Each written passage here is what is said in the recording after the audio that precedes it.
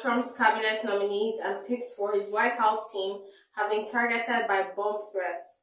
The FBI said it was aware of numerous bomb threats as well as swatting incidents in which hoax calls are made to attract the police response to the target's home.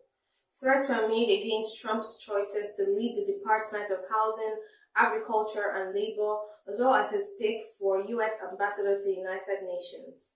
Police are investigating the incident, which happened on Tuesday night and Wednesday morning. Caroline Leavitt, a spokeswoman for Trump's transition team, said the Trump appointees were targeted in violent, un-American threats to their lives and those who live with them. She said that several people had been targeted and law enforcement acted quickly to ensure their safety. I quote, "With President Trump as our example, dangerous acts of intimidation and violence will not deter us," she said. Neither Leavitt nor the FBI identified any of the targets by name. New York Republican Elise Stefanik, who Trump has named to be the U.S. Ambassador to the United Nations, was the first to say her family home had been targeted by a bomb threat. Her office said the congresswoman was informed of the bomb threat while she was driving with her husband and 3-year-old son from Washington, D.C. to New York for Thanksgiving.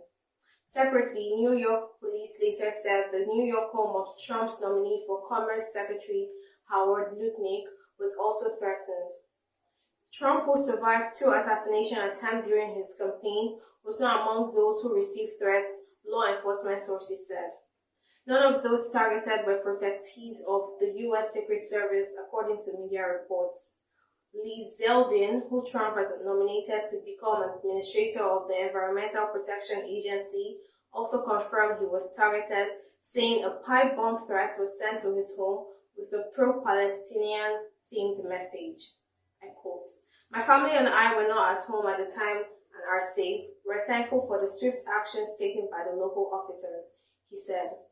Brooke Rollins, Trump's pick to lead Department of Agriculture, posted on X to thank the police in Fort Worth, Texas, for their swift efforts to investigate a threat to her family on Wednesday morning, October 27.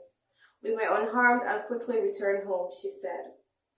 Scott Turner, Trump's pick for Department of Housing, and Lori Chavez, his pick for Labor Secretary, also posted on social media that they had been targeted. They each vowed that they would not be deterred by the threat. President Joe Biden has been briefed on the threats, the White House said in a statement.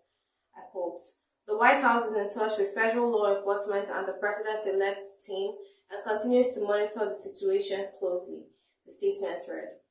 Florida Republican Matt Gaetz, who recently dropped out of the running to become U.S. Attorney General, was also targeted. The sheriff's office in Florida County confirmed that a bomb threat targeted at an address in the town of Niceville.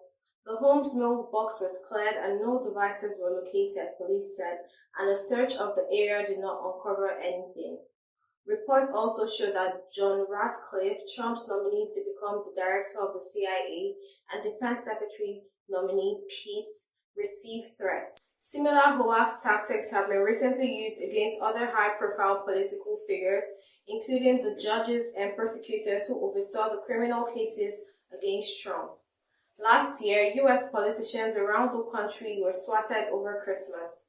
Most were Republicans, but some Democrats were targeted as well.